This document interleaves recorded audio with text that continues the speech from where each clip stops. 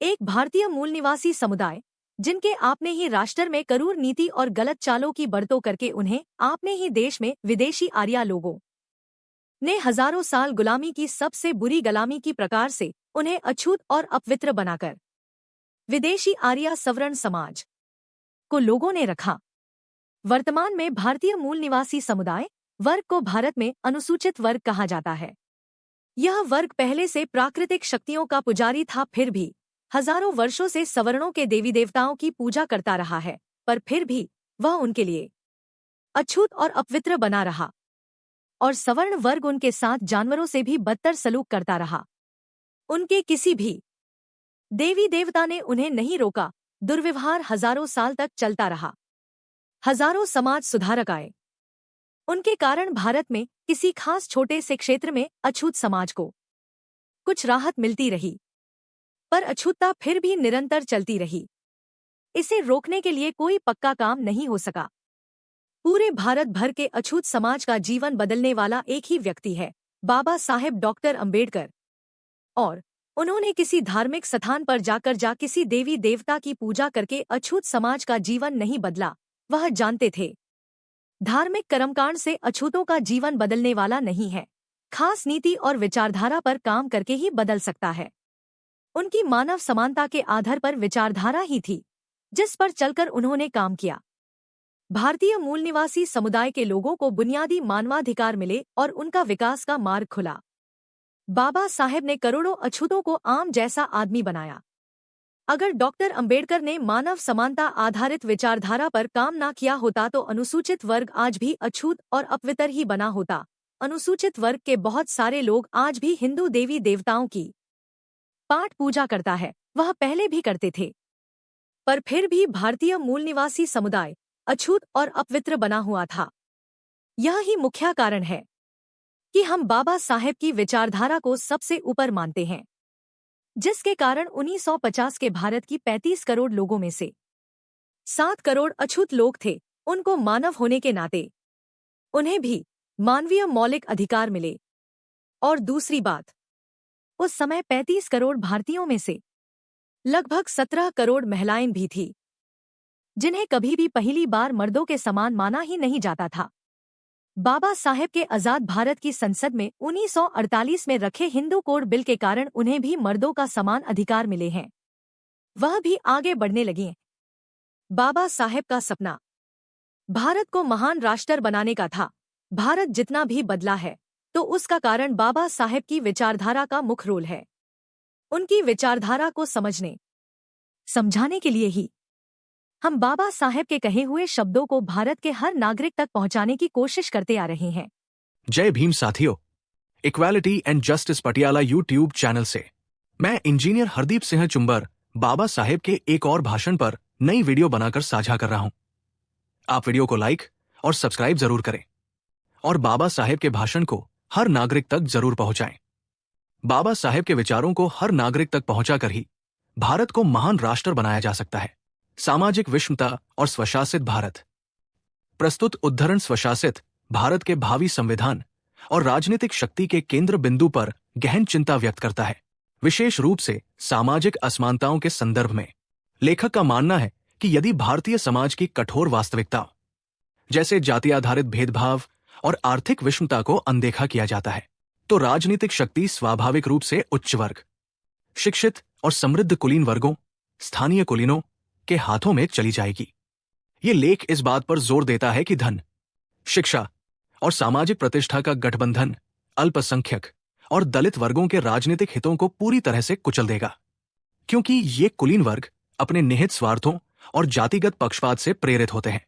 इसके अतिरिक्त ये तर्क दिया गया है कि सामाजिक समस्याओं का समाधान राजनीतिक स्वतंत्रता मिलने तक टाला नहीं जा सकता और इन कुलीनों पर भरोसा करना आत्मविनाशकारी होगा, जो प्रजातंत्र की जड़ों को जमने से रोकेंगे।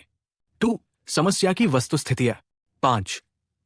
आप निश्चय ही पूछेंगे, तो क्या परिस्थितियों व लोगों की विषमता का इस समस्या पर कोई प्रभाव नहीं? क्या एक स्वशासित भारत के संविधान में विषमता पर ध्यान देने की आवश्यकता नहीं है? बेहिचक मैं कहता हूं कि विषमता पर अवश्य चिंतन हो। भारत के एक सामान्य कांग्रेस राजनेता की सोच लोगों व परिस्थितियों की विषमता को अनदेखा कर किसी सीमा व प्रतिबंध के बिना एक संविधान हो, वह भारत स्वशासित हो की तर्ज पर है। सज्जनों, इस देश की सामाजिक परिस्थितियों को अनदेखा कर स्वशासित भारत निर्माण होने पर राजनीतिक शक्ति का केंद्र बिंदु कहां होगा? क्या आपके विचार में ये अल्पसंख्यक समुदायों के लोगों के इर्द गिर्द होगा? क्या आप सोचते हैं कि दलित वर्ग के लोगों की इस शक्ति केंद्र का उत्तराधिकारी बनने की संभावना है? मेरा इस विषय में केवल एक ही सुनिश्चित मत है कि ऐसे स्वशासित भारत जहां भारतीय समाज के कटु तथ्यों की अनदेखी होगी, वहां राजनीतिक शक्ति के तार भारतीय समाज के भद्र, शिक्षित व समृद्ध अर्थात अमीर रईस, शिक्षित व समाज के उच्च स्थान प्राप्त लोगों के पास होंगे। जैसा कि जीवन के हर पहलू में प्राय होता है, राजनीति में भी जीत हमेशा ताकत वाले की होती है। अमीर रईस अपने धन व शिक्षा के बल पर साधन संपन्न व सक्षम हो जाएंगे, परंतु ऊंची जातियों के अमीर रईसों को केवल यही लाभ नहीं होगा, जिसके विरोध में अल्पसंख्यक और कमजोर समुदाय को राजनीति में अपने हिस्से भाग के लिए लड़ाई लड़ना अनिवार्य होगा। इसके अतिरिक्त एक चतुर व गूढ़ वास्तविकता है जिसे सामाजिक निर्धारण कहा जा सकता है। सामाजिक निर्धारण के अंतर्गत कुशलता या योग्य पात्रता के लिए कोई गुंजाइश नहीं होती, इसमें केवल संबंध ही देखा जाता है। एक भारतीय दूसरे वे लोग जो उसके वर्ग के नहीं है पक्षपात करने को प्रेरित करते हैं। इस निर्धारण का भयानक दर्द अल्पसंख्यक समुदाय को बहुसंख्यक समुदाय के हाथों भुगतना पड़ेगा और वे हमेशा हमेशा के लिए अल्पसंख्यक समुदाय को राजनीति से बाहर कर देंगे। ये निर्धारण सबसे ज्यादा दलित वर्ग के हितों का विनाशक होगा। जैसा कि आपको विदित है, भारत में धर्म के नाम पर जातियों का श्रेणीकरण कर सम्मान देने व घृणा करने का मापक बनाया गया है। इसका प्रभाव निम्न वर्ग के लोगों के मस्तिष्क में उच्च वर्ग के लोगों के प्रति आदर भाव व उच्च वर्ग के लोगों के मन में निम्न वर्ग के लोगों के प्रति उपेक्षा व घृणा भरना है। ऐसे मनोविज्ञान के तहत दलित वर्ग की राजनीतिक शक्ति के संघर्ष में निश्चय ही विनाशकारी परिणाम होंगे। छूत लोग अछूतों द्वारा एक भी वोट डाले बिना अछूतों के वोटों की हुंडी प्राप्त कर लेंगे और इस प्रकार अछूत न चाहते हुए भी अपने विरोधियों की जीत में योगदान देंगे। अगर सामाजिक तथ्यों को अनदेखा करने का दुष्परिणाम अमीर, रईस, पढ़े लिखे और समाज प्रभावी शासक जाति बनाना है, तो ऐसी होनी को कभी भी न होने देने के लिए हमारे सामूहिक प्रयास को मैं अपना दायित्व समझता हूं, क्योंकि केवल अपना मालिक बदलना ही हमारा ध्येय नहीं है। मैं कांग्रेसियों से इस बात पर सहमत हूं कि कोई भी देश किसी दूसरे देश पर अपना राज्य नहीं थोप सकता, परंतु मैं पूरे मन से ये कहता हूं कि ये बात यही समाप्त नहीं होती और ये बात कि कोई कितना भी अच्छा वर्ग क्यों न हो, दूसरे वर्ग बटा वर्गों पर अपना राज नहीं थोप सकता भी उतना ही सत्य है। मैं धन, शिक्षा व उत्कृष्ट सामाजिक दर्जे की संयुक्त शक्ति को स्थानीय कुलीन का नाम दे रहा हूं। यूरोपियन नौकरशाही और स्थानीय कुलीनों में यदि परस्पर प्रतिस्पर्धा में दावा करना हो कि किसे भारत के जनसमूह के रहन सहन, उनकी आदतें, उनके रहने के तरीके, उनके विचार, उनकी आवश्यकताएं और शिकायतों, उनके विचारों की गहराई से आकलन व शिकायत निवारण इत्यादि प्रश्नों के बारे में ज्ञान है, तो स्थानीय कुलीन का दावा यूरोपियन नौकरशाही से अधिक सशक्त होगा। परंतु मुझे ऐसा लगता है कि स्थानीय कुलीनों की जातीय पक्षपात, निश्चित वंशवाद व अपनी गोत्रावली के प्रति झुकाव ऐसी कमियां हैं जो उन्हें भारत के जनसमूह का भाग्य निर्धारक बनने के लिए अयोग्य करार देती है। वास्तविकता है कि स्थानीय कुलीनों का जनसमूह से अलगाव इतना है कि इनको जनसमूह की लालसाओं, इच्छाओं व आवश्यकताओं आदि का दायित्व नहीं सौंपा जा सकता, क्योंकि वे उनकी उत्कृष्ट लालसाओं के ही शत्रु हैं। मैं ये बात इन कुलीनों के विरुद्ध पूरे दावे से इसलिए कहता हूं कि स्वशासित भारत जनसमूह के लिए सुरक्षित तभी बनेगा जब भारत में प्रजातंत्र की जड़ें गहरी होने व पनपने दी जाएंगी, और कुलीन अमीरों के हाथों में ये बागडोर सुरक्षित नहीं हो सकती, क्योंकि हजारों वर्षों में बने विचार व संस्कार जो प्रतिदिन के व्यवहार में आज भी वे धारण किए हुए हैं, विशाल जनसमूह के हित में आड़े आएंगे। आधुनिक प्रजातंत्र राज्य का मूल सिद्धांत इस आस्था पर टिका है कि हर इकाई मानव के मूल्य की पहचान हो, और इस विश्वास पर आधारित है कि हर एक का अपना जीवन है व हर एक को अपने जीवन के उत्कृष्ट तक पहुंचने का अवसर प्राप्त हो। भारत में कुलीन अमीरों को इन मान्यताओं में से एक भी मान्यता भारत के जीवन दर्शन के तहत स्वीकार नहीं। इसके विपरीत वे तो ये विश्वास करते हैं कि वर्तमान जीवन लगातार मिलते रहने वाले जन्मों में से मात्र एक है। इस जीवन में प्राप्त पिछले जन्मों के भले बुरे का बकाया है। आता किसी का अच्छे से अच्छा चरित्र, कितना भी महान प्रयास, जन्म द्वारा मिले सामाजिक स्तर को बदल नहीं सकता। अमीरों की यह धारणा कि जो ब्राह्मण पैदा हुआ है, ब्राह्मण के अतिरिक्त और कुछ नहीं बन सकता तथा पारिया का बेटा पारिया ही रहेगा, परिया के अतिरिक्ति और कुछ नहीं, ये बकवास नहीं है, यही जीवन व कर्मण्यता की आस्था है। ऐसे लोगों को असीमित शक्ति देना जल्लाद के हाथ में शस्त्र देने के समान है। 6. हमें से जो लोग ऐसा दृष्टिकोण अपनाते हैं उनको निर्ममता से सांप्रदायिक और प्राय देश का शत्रु करार दिया जाता है। कांग्रेसी ये कहते कभी नहीं थकते कि हर देश में शक्ति सदा बुद्धिजीवियों के हाथों में ही रहती है और दक्ष प्रबंधन के लिए सदैव ऐसा होना चाहिए। जिनके विचार से मिलने वाली राजनीतिक शक्ति कुलीनों के हाथ में होनी चाहिए। संभवतः सामाजिक शक्ति व राजनीतिक शक्ति को मानव आचरण के दो भिन्न पहलू मानते हैं। वह ऐसे सोचते हैं कि दोनों का एक दूसरे से कोई लेना देना नहीं है। साथियों, आपको ऐसी मौलिकता रहित राय वाली मानव आचरण की परिभाषा में बच जाने से बचने के लिए सजग रहना है। अगर आप इस सार की बात को सदैव अपने जहन में रखेंगे तो आप समझेंगे कि राजनीतिक कार्य ही नहीं बल्कि किसी भी और कार्य के लिए लोगों की न तो गणना जा सकती है और न ही वे एक दूसरे के आगे पीछे या ऊपर नीचे किन्हीं अंकों के आधार पर क्रमबद्ध किए जा सकते हैं। एक मनुष्य जब वोट मांगने आता है तो उसकी विचारधारा, स्वार्थ व विचार उसके साथ ही बने रहते हैं और वह राजनीति के लिए इनको अपने पुराने कपड़ों की भांति उतार नहीं सकता। वो सब जिससे उसका व्यक्तित्व व जीवन के प्रति दृष्टिकोण बनते हैं उसके वोट के साथ ज्यों के ज्यों बने रहते हैं। कुलीनों की प्रतिभा देश की एक बड़ी संपदा है, परंतु इसके आधार पर देश प्रबंधन का अधिकार इनको नहीं सौंपा जा सकता। अपने चरित्र व प्रतिभा का कैसा व कितना उपयोग वे कुलीन संभवतः अपना निर्णय करने के लिए करेंगे।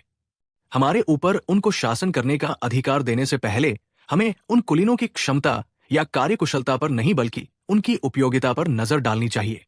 एडिसन ने कहा था कि अगर अच्छी प्रतिभा से केवल प्रतिभावान को बिना ये सोचे विचारे कि उस प्रतिभा का उपयोग कैसे होता है सम्मान मिले तो मानव समाज की इससे बड़ी कोई और हानि नहीं हो सकती। प्रकृति की भेंट व कला में उपलब्धियां बहुमूल्य है, परंतु तभी जब वे गुणों के लाभ के लिए हों या सम्मानजनक नियमों से प्रतिबंधित हों।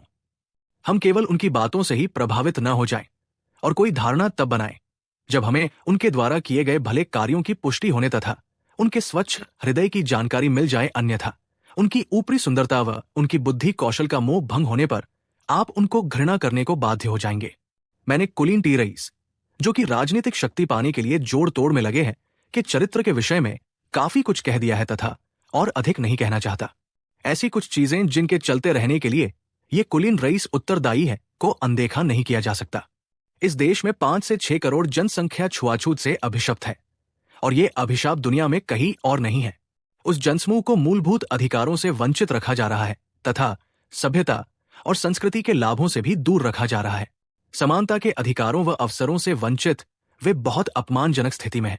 अछूतों के अतिरिक्त इस देश में लगभग उतनी ही बड़ी जनसंख्या आदिवासी व पहाड़ी जातियों की है जो बंजारे, बेघर, जंगलियों की तरह घूमने के लिए छोड़ दिए गए हैं। वह उनको सभ्यता व संस्कृति के दायरे में लाने का कोई प्रयास नहीं किया जा रहा है। ये इस बात के जीते जागते उदाहरण है कि अमीर रईसों ने इनके प्रति बीते समय में कितना दायित्व दर्शाया। हमें यह विश्वास दिलाया जाता है कि भविष्य में इन रईसों का आचरण बिल्कुल भिन्न होगा। मुझे एक भी ऐसा दृष्टांत ध्यान में नहीं है जहां आज का शैतान रातों रात अगले दिन एक देवदूत में बदल गया हो। साथ हमें यह भी समझाया जाता है कि सामाजिक समस्या को देश की राजनीतिक स्वतंत्रता प्राप्त होने तक छोड़ा सकता है। कोई भी बुद्धिमान व्यक्ति इस तर्क से सहमत नहीं होगा। कहीं वार्तालाप में घुसने से पहले यह सुनिश्चित करना आवश्यक है कि इसमें कोई छल तो नहीं। हम सब जानते हैं कि वो व्यक्ति जिसका कब्जा होता है वो बेदखल व्यक्ति से कहीं अधिक शक्तिशाली होता है। हम सबको ये भी मालूम है और ज्ञान भी होना चाहिए कि कोई भी काबिज व्यक्ति किसी बेदखल व्यक्ति के भले के लिए अपनी इच्छा से कब्जे के अधिकार का त्याग नहीं करता। इसलिए ये भ्रम न पाले कि अगर एक बार शक्ति उनके हाथों में आ गई तो सामाजिक समस्या का समाधान समझौते से कर लेंगे, क्योंकि समझौते से उनकी शक्ति का नुकसान होता है। वे एक नए आंदोलन से पदच्युत हुए बगैर ये बात समझौते से मानने वाले नहीं। मित्रों, मैं आपको यह परामर्श एक दार्शनिक एडमंड बर्ग के कथनानुसार अपनी सुरक्षा व्यवस्था में अधिक आस्था रखकर नाश कराने से अच्छा है कि हम शंकालु कहलाकर अपमानित होना झेल दे रहा हूं। इस परामर्श पर चलते हुए मेरा मानना है कि हमें सामाजिक समस्या के समाधान के लिए राजनीतिक तंत्र द्वारा पूर्ण संरक्षण की शर्त पर अडिग रहना है और इस समस्या को उनके भरोसे न छोड़े जो निरंकुश नियंत्रण के लिए चाले चल रहे हैं।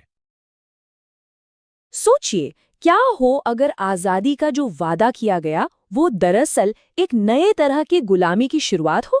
आज हम स्वतंत्रता के एक ऐसे पहलू पर बात करने जा रहे हैं जो हमें ये सोचने पर मजबूर कर देगा कि सच्ची आजादी का मतलब आखिर होता क्या है। ये सिर्फ एक लाइन नहीं है, ये एक ऐलान है। ये उस आम सोच को सीधी चुनौती देता है कि बस दुश्मन बदल गया तो सब ठीक हो जाएगा। नहीं, ये हमें मजबूर करता है कि हम सत्ता के पूरे ढांचे पर ही सवाल उठाएं। उस जमाने में स्वशासन सिर्फ एक शब्द नहीं था, ये एक बहुत पावरफुल नारा था, एक ऐसा सपना जिसने अलग अलग सोच के लोगों को भी एक साथ ला खड़ा किया था। पर जैसा कि हम आगे देखेंगे, इस एकता की सतह के नीचे बहुत गहरी दरारें थीं। बात ये थी कि विदेशी राज से छुटकारा पाने का ये जो कॉमन गोल था, वो इतना बड़ा और इतना मजबूत था कि उसने बाकी सभी जरूरी सवालों पर जैसे पर्दा ही डाल दिया था। लेकिन लेखक के मुताबिक यही सादगी, यही सिंप्लिसिटी सबसे बड़ा खतरा थी। तो चलिए एक पल के लिए मान लेते हैं कि विदेशी शासक चले गए। अब क्या? सत्ता की जो कुर्सी खाली हुई है उसे कौन भरेगा? यहीं से कहानी असल में उलझनी शुरू होती है। और ये कोई मामूली किताबी सवाल नहीं था। इस एक सवाल का जवाब करोड़ों लोगों की जिंदगी का फैसला करने वाला था। क्या पावर सच में आम जनता तक पहुंचेगी या फिर ये बस एक छोटे से पावरफुल ग्रुप के हाथों में सिमटकर रह जाएगी? लेखक इस ग्रुप को एक नाम देते हैं, स्थानीय कुलीन, मतलब अमीर, पढ़े लिखे और ऊंची जाति के वो लोग जो विदेशी शासकों के जाने के बाद सत्ता संभालने के लिए तैयार बैठे थे। इनके पास पैसा था, शिक्षा थी, समाज में रुतबा था, यानी देखा जाए तो ये लोग ही लाइन में सबसे आगे थे। पर बड़ा सवाल ये है, क्या वे इसके काबिल थे? आखिर लेखक को इन कुलीनों से इतनी परेशानी क्यों है? चलिए अब जरा उनके तर्कों को और गहराई से समझते हैं। और ये सिर्फ हवाई बातें नहीं हैं। लेखक का कहना है कि इस वर्ग के अंदर जो जातिगत भेदभाव और भाई भतीजावाद भरा पड़ा है, उसका सीधा मतलब ये है कि वे उन लोगों की जरूरतों को कभी समझ ही नहीं सकते जिन पर वो राज करना चाहते हैं। सीधी सी बात है, उनकी दुनिया आम जनता की दुनिया से बिल्कुल अलग थी। इसे समझने के लिए एक खेल की कल्पना कीजिए, एक ऐसा खेल जिसके नियम पहले से ही एक टीम को जिताने के लिए बनाए गए हों। अब दूसरी टीम कितनी भी मेहनत कर ले, कोई फर्क नहीं पड़ता, जीत तो पहले से ही तय है। लेखक इसी सिस्टम को सामाजिक निर्धारण कहते हैं। और ये सिस्टम सिर्फ बाहरी तौर पर काम नहीं करता, ये दिमाग पर भी असर डालता है। ये एक ऐसी साइकोलॉजिकल हायरार्की बना देता है कि जो शोषित है वो अपनी हालत को ही अपनी किस्मत मान लेता है और कई बार तो अपने ही हितों के खिलाफ जाकर वोट भी देता है। ये शोषण का सबसे खतरनाक रूप है, जब पीड़ित खुद ही अपनी जंजीरों को सही मानने लगे। ये एक ऐसा चक्रव्यूह है जिसे तोड़ना लगभग नामुमकिन हो जाता है। ये सोच लोकतंत्र के एकदम बुनियादी विचार के खिलाफ है। लोकतंत्र का तो मतलब ही यही है कि कोई भी इंसान अपनी काबिलियत के दम पर आगे बढ़ सकता है। इस बात से फर्क नहीं पड़ना चाहिए कि वो कहाँ पैदा हुआ है। तो लेखक का तर्क एकदम साफ है, जब ये वर्ग अपनी सोच और बनावट में ही एंटी डेमोक्रेटिक है तो उसे देश की सत्ता सौंपना एक जल्लाद के हाथ में हथियार देने जैसा होगा। ये तो आग से खेलने वाली बात है और इसका नतीजा आम जनता के लिए और भी ज्यादा शोषण, बस और कुछ नहीं। देखिए, उस वक्त एक आम धारणा थी कि किसी की सामाजिक सोच और उसकी राजनीतिक शक्ति ये दो अलग अलग चीजें हैं। लेकिन लेखक इस बात को नहीं मानते। उनका कहना है कि ये नामुमकिन है। ये तो ऐसा कहने जैसा हो गया कि कोई सीईओ ऑफिस में घुसते वक्त अपने सारे पर्सनल बायसेस दरवाजे पे छोड़कर आता है। ऐसा नहीं होता। हम जो अंदर से हैं वही हमारे कामों में भी झलकता है, चाहे हम कहीं भी हों। 5 से 6 करोड़, ये सिर्फ एक नंबर नहीं है, ये उन लोगों की तादाद है जिन्हें समाज ने, पूरे सिस्टम ने एक तरह से इंसान मानना ही बंद कर दिया था।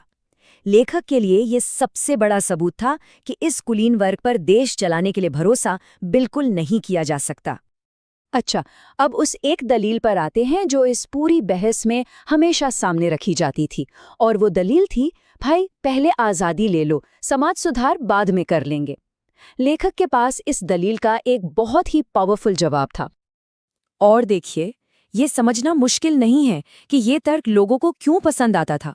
सुनने में बड़ा सीधा और आसान लगता है, लेकिन लेखक के हिसाब से ये सोचना एक खतरनाक भोलापन था। और ये है लेखक के जवाब का सार। दुनिया का इतिहास उठाकर देख लीजिए, जिसके हाथ में पावर होती है वो अपनी मर्जी से किसी और की भलाई के लिए उसे कभी नहीं छोड़ता। सत्ता का स्वभाव ही ऐसा है। ये इंसान की फितरत की एक सीधी लेकिन कड़वी सच्चाई है।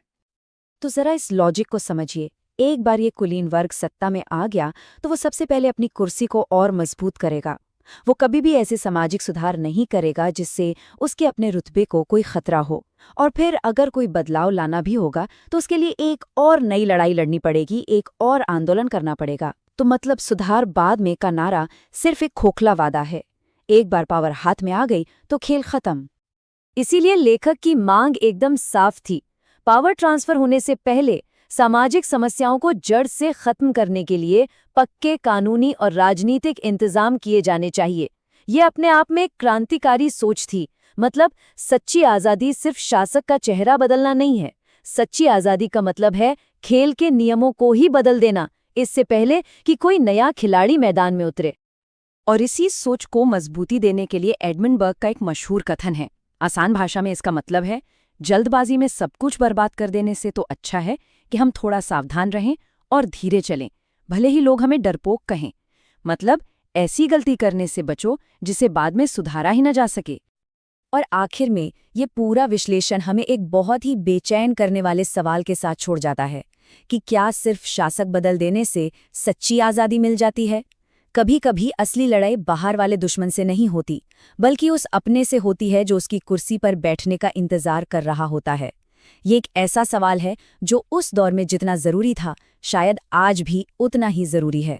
आज हम जिन स्रोतों पर बात करने वाले हैं वे आज़ादी के दौर की एक बहुत ही एक बुनियादी और ज़रूरी सवाल को कुरेदते हैं। हाँ।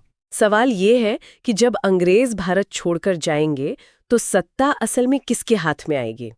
और क्या सिर्फ शासकों का रंग बदल जाना ही वही सच्ची आज़ादी है? बिल्कुल। हमारे स्रोत एक बहुत बड़े खतरे की ओर इशारा करते हैं, एक ऐसा खतरा जो शायद उस वक्त उतना साफ साफ दिखाई नहीं दे रहा था। सही बात है। चलिए आज इस छुपे हुए खतरे की परतों को खोलते हैं। और देखिए, ये सवाल आज भी उतना ही जरूरी है, क्योंकि ये सिर्फ इतिहास की बात नहीं है। नहीं, ये समझने की कोशिश है कि शक्ति या जिसे हम पावर कहते हैं वो काम कैसे करती है। जब एक व्यवस्था बदलती है तो क्या पावर समाज में बराबर बंटती है या वो स्वाभाविक रूप से कुछ पुराने मजबूत हाथों में ही चली जाती है? बिल्कुल। स्रोत इसी पहेली को सुलझाने की कोशिश करते हैं। बिल्कुल। और इन स्रोतों को पढ़ते हुए मेरी नजर एक शब्द पर बार बार अटकी, स्थानीय कुलीन। हाँ, लोकल एलिट्स। हाँ, लोकल एलिट्स। पहली बार में तो मुझे लगा कि इसका मतलब सिर्फ अमीर या ऊंची जाति के लोग होगा, पर लेखक का इशारा इससे कहीं ज्यादा गहरा है। बिल्कुल गहरा है। ये कौन लोग हैं जिन्हें लेखक स्थानीय कुलीन कह रहे हैं? आपने सही पकड़ा, ये सिर्फ अमीर होने की बात नहीं है। सोचिए, ये वो लोग थे जिनके पास पीढ़ियों से पैसा था, अच्छी शिक्षा थी और समाज में एक रुतबा था। हाँ, एक रुतबा था। अंग्रेजों के जाने के बाद यही वो लोग थे जो स्वाभाविक रूप से सत्ता के सबसे बड़े दावेदार थे। लेखक का तर्क यह है कि उस समय के ज्यादातर कांग्रेसी नेताओं की सोच बस इतनी थी कि भारत को बिना किसी शर्त के पूरी तरह से स्वशासन मिलना चाहिए। सुनने में तो ये बहुत अच्छी बात लगती है, बिना शर्त आजादी। हाँ, लगती है। इसमें खतरा कहाँ है? खतरा इसी बिना शर्त वाले विचार में छिपा है। लेखक की नजर में ये एक बहुत ही भोली सोच थी। अच्छा। तो उनका मानना था कि अगर आपने समाज की हजारों साल पुरानी ऊंच नीच और असमानता को ठीक किए बिना राजनीतिक आजादी दे दी तो ये सत्ता सीधे सीधे इन्हीं स्थानीय कुलीनों की झोली में जा गिरेगी। ये कोई क्रांति नहीं होगी, ये सिर्फ सत्ता का हस्तांतरण होगा। एक गोरा मालिक जाएगा और एक बुरा मालिक आ जाएगा। दलितों, पिछड़ों या अल्पसंख्यकों के हाथ में असल शक्ति नहीं आएगी। अच्छा, तो ये तो वही बात हुई कि केवल अपना मालिक बदलना ही हमारा ध्येय नहीं है। हाँ। ये लाइन स्रोतों में दी गई है और ये बहुत शक्तिशाली है। व्यवस्था वही रहेगी, बस चेहरा बदल जाएगा। बिल्कुल। लेकिन मुझे एक बात और समझनी है, क्या ये खतरा सिर्फ इस बात का था कि ये लोग अमीर और पढ़े लिखे थे, या फिर समस्या की जड़ें और भी गहरी थीं? स्रोत किसी और चीज की तरफ भी इशारा करते हैं। हाँ, और अब हम इस चर्चा के सबसे दिलचस्प हिस्से में आ रहे हैं। लेखक के अनुसार असली खतरा सिर्फ धन या शिक्षा नहीं है। तो क्या है? असली खतरा एक अदृश्य शक्ति है जिसे वो सामाजिक निर्धारण कहते हैं। सामाजिक निर्धारण? हाँ, यह एक बहुत गहरी बात है। इसे समझने के लिए थोड़ा रुकना होगा। ये सुनने में थोड़ा भारी शब्द लगता है, इसे आसान भाषा में कैसे समझ सकते हैं? इसे ऐसे समझिए कि यह एक अनदेखा सामाजिक नेटवर्क है। इसका मतलब है कि एक ऐसी व्यवस्था जहां आपकी काबिलियत या मेरिट से ज्यादा ये मायने रखता है कि आप कौन हैं, किस जाति या वर्ग से आते हैं। आपके ताल्लुकात किनसे हैं? हाँ बिल्कुल, आपके ताल्लुकात। लेखक का कहना है कि एक भारतीय अनजाने में ही अपने वर्ग या अपनी जाति के लोगों का पक्ष लेने के लिए मजबूर होता है। एक सामाजिक आदत की तरह। बिल्कुल, एक सामाजिक आदत की तरह जो तर्क और योग्यता पर हावी हो जाती है। आपकी योग्यता आपको इंटरव्यू तक तो ले आएगी, लेकिन नौकरी किसे मिलेगी? हाँ, नौकरी किसे मिलेगी ये अक्सर इस बात पर तय होता है कि आप किसके आदमी हैं। और लेखक कहते हैं कि अगर ये सामाजिक आदत राजनीति में आ जाए तो इसके परिणाम बहुत भयानक। उन्होंने 2 बड़े खतरों की बात की है। हाँ, 2 विनाशकारी परिणाम। पहला कि बहुसंख्यक समुदाय अपनी संख्या और सामाजिक दबदबे के बल पर हमेशा के लिए अल्पसंख्यक समुदायों को राजनीतिक शक्ति से बाहर कर देगा। और दूसरा जिसका सबसे बुरा असर दलित वर्ग पर पड़ेगा। भारतीय समाज में धर्म के आधार पर जो जातियों का पिरामिड बना हुआ है, उसने एक अजीब सा मनोविज्ञान बना दिया है। कैसा मनोविज्ञान? एक ऐसा मनोविज्ञान जहां ऊंची जातियों के मन में नीची जातियों के लिए तिरस्कार और उपेक्षा का भाव है। हाँ। लेकिन इसके ठीक उलट नीची जातियों के मन में ऊंची जातियों के लिए आदर और सम्मान का भाव भर दिया गया है। मतलब ये एक तरफा सम्मान की व्यवस्था है। बिल्कुल, जहां सम्मान नीचे से ऊपर तो जाता है पर ऊपर से नीचे कभी नहीं आता। और ये चीज जब वोटों की राजनीति में उतरती है तो जहर बन जाती है। 1 मिनट, इसी मनोविज्ञान को समझाने के लिए स्रोत में एक लाइन दी गई है जो वाकई दिल दहला देने वाली है। हाँ। उसमें लिखा है, छूत लोग अछूतों द्वारा एक भी वोट डाले बिना अछूतों के वोटों की हुंडी प्राप्त कर लेंगे। जब मैंने ये पहली बार पढ़ा तो मुझे यकीन नहीं हुआ। इसका मतलब क्या है कि लोग जानते बूझते अपने ही खिलाफ वोट देंगे? ये कैसे हो सकता है? ये समझना मुश्किल है, लेकिन यही उस समय की कड़वी सच्चाई थी। इसका मतलब है कि सामाजिक दबाव और हजारों साल की कंडीशनिंग इतनी मजबूत थी कि एक दलित वोटर पोलिंग बूथ पर जाकर भी अपने ही शोषक यानी ऊंची जाति के उम्मीदवार को वोट देने के लिए मजबूर महसूस करता था। ओह। उसके मन में ये बात इतनी गहराई तक बिठा दी गई थी कि ये बड़े लोग हैं, शासन करना इनका ही काम है।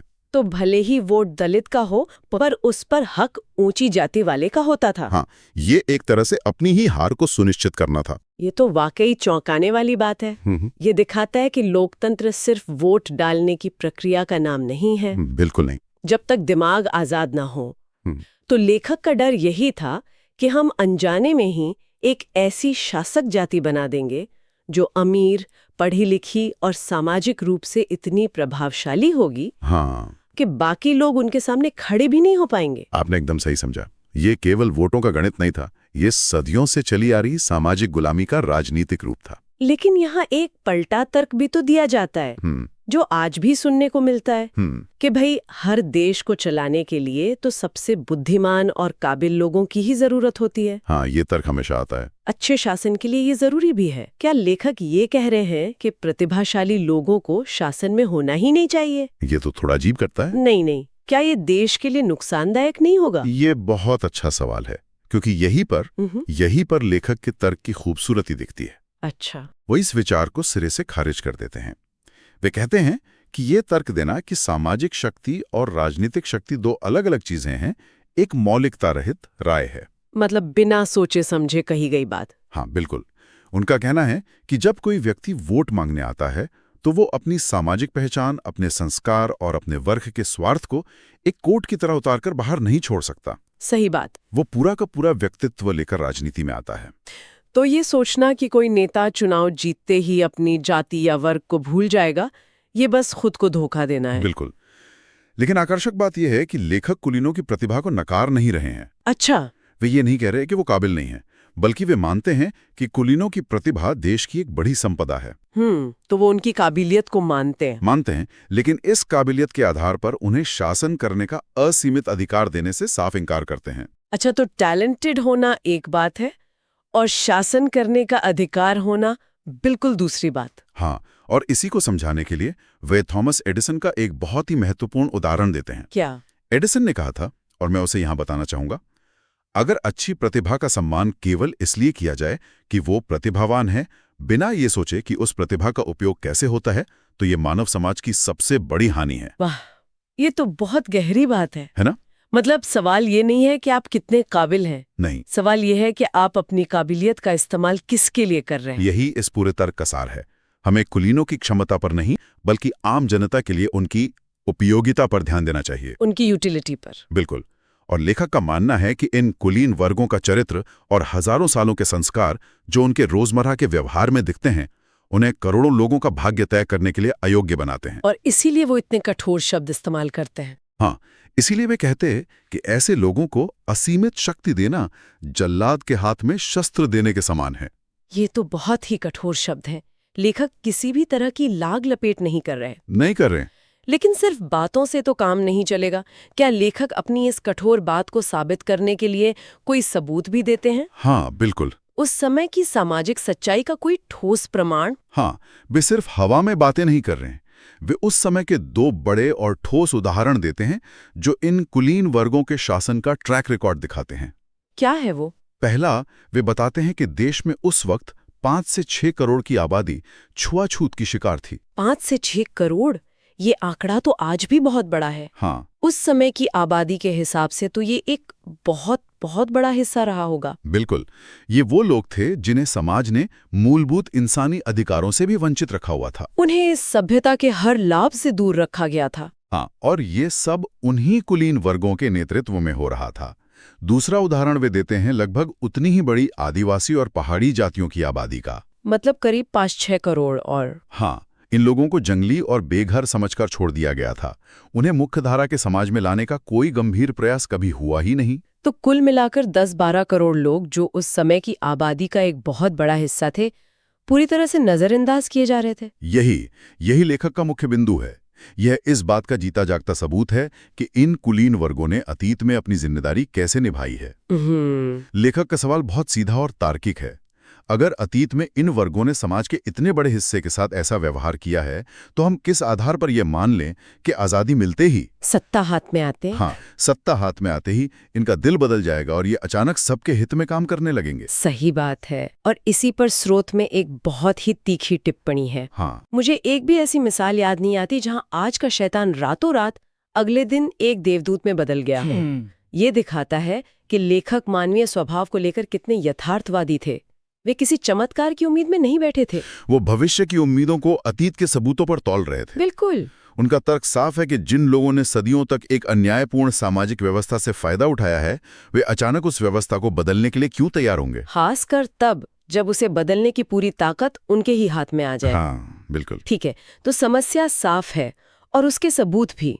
लेकिन उस समय एक बहुत बड़ा तर्क ये भी तो दिया जाता था कि पहले राजनीतिक आजादी ले लेते हैं, यह सामाजिक सुधार हम बाद में आपस में मिलकर कर लेंगे। हाँ। यह सुनने में तो काफी तर्कसंगत लगता है ना, कि पहले बड़े दुश्मन यानी अंग्रेजों को बाहर निकाले, फिर घर की सफाई करें। और लेखक के लिए यह सबसे बड़ा धोखा था। धोखा? वे इसे एक छल मानते थे, क्योंकि यह एक बहुत ही व्यवहारिक सवाल खड़ा करता है।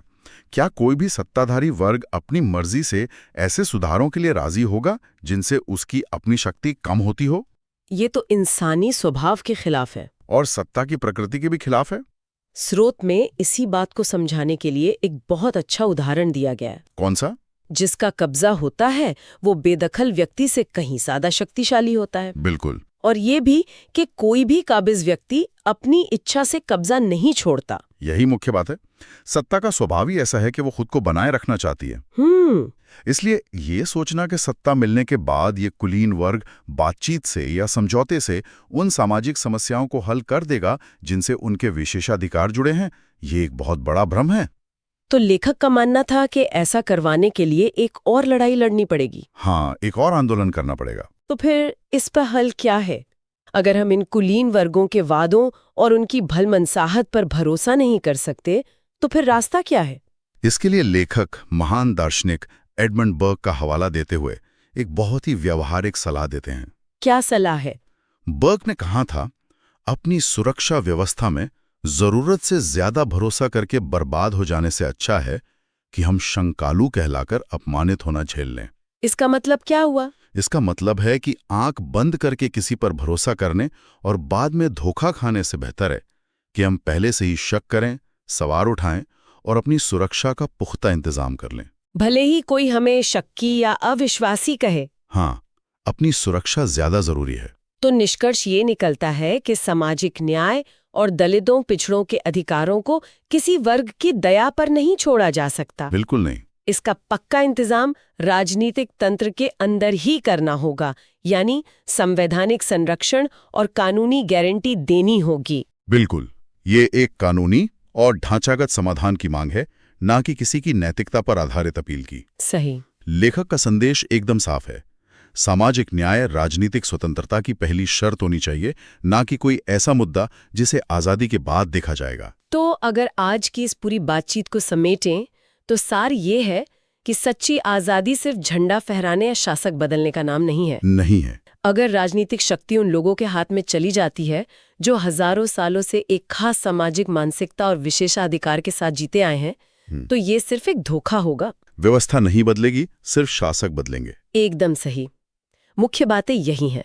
पहला, स्थानीय कुलीन वर्ग का सत्ता पर स्वाभाविक कब्जे का खतरा। हाँ। दूसरा, सामाजिक निर्धारण का वो विनाशकारी प्रभाव जो योग्यता को नकार करके केवल पहचान को महत्व देता है। और तीसरा, ये अटल सच्चाई कि किसी व्यक्ति की सामाजिक पहचान को उसकी राजनीतिक भूमिका से अलग करके नहीं देखा जा सकता। स्रोत का संदेश साफ है। सामाजिक न्याय के बिना राजनीतिक स्वतंत्रता अधूरी है, और शायद एक भ्रम भी। ये पूरी चर्चा हमें आज के लिए एक बहुत गहरे सवाल के साथ छोड़ जाती है। क्या? लेखक ने उस समय राजनीतिक ढांचे में सामाजिक समस्याओं से निपटने के लिए संवैधानिक सुरक्षा उपायों की वकालत की थी। आज आजादी के इतने दशकों बाद हमारे आधुनिक लोकतंत्र में ये विचार कितना प्रासंगिक है। और सुनने वालों के लिए सोचने वाली बात यही है, क्या आज भी किसी व्यक्ति की जाति, उसका धर्म या उसकी सामाजिक पृष्ठभूमि ये तय करती है कि राजनीति और अवसरों तक उसकी पहुंच कितनी होगी? और अगर जवाब हाँ है, तो एक सच्चा और समावेशी लोकतंत्र अपनी इस ऐतिहासिक चुनौती का सामना कैसे कर सकता है? क्या सिर्फ कानून बना देना काफी है? हाँ, या जब तक समाज की सोच नहीं बदलती, तब तक असल बदलाव नामुमकिन है। जय भीम साथियों। अब तो जाग जाओ, जागोगे तो ही एक हो सकते हो। चलो एक हो जाओ। Friends, wake up now. If you don't wake up now, when will you wake up? Ambedkarites unite. साथियों, अब तो जाग जाओ। अब नहीं जागोगे तो कब जागोगे? अंबेडकवादियों, सब एक हो जाओ। साथियों, अब तो जाग जाओ। अब नहीं जागोगे तो कब जागोगे? अंबेडकवादियों, सब एक हो जाओ। धन्यवाद साथियों। आप चुंबर साहब के बनाए वीडियो के साथ जुड़े रहे। आप equality and justice Patiala YouTube channel के साथ जुड़े रहें। अगर आपको पसंद आए तो कृपया इसे लाइक, शेयर और कमेंट करें। हम रोजाना नॉलेज ऑफ कॉन्स्टिट्यूशन, संविधान का ज्ञान और बाबा साहेब के भाषणों पर और बुद्धा एंड हिज धामा पर वीडियो बनाकर चर्चा करते हैं। अगर चाहते हैं कि आपके भाई, बहन और मित्रों को भी संविधान का ज्ञान हो, तो कृपया इस वीडियो को उनके साथ साझा जरूर करें। आपके पास वीडियो पहुंचती रहे तो आप चैनल को सब्सक्राइब जरूर करें। अब हमें अनुमति दें। जय भीम, जय भारत, जय संविधान। Please take care your own self.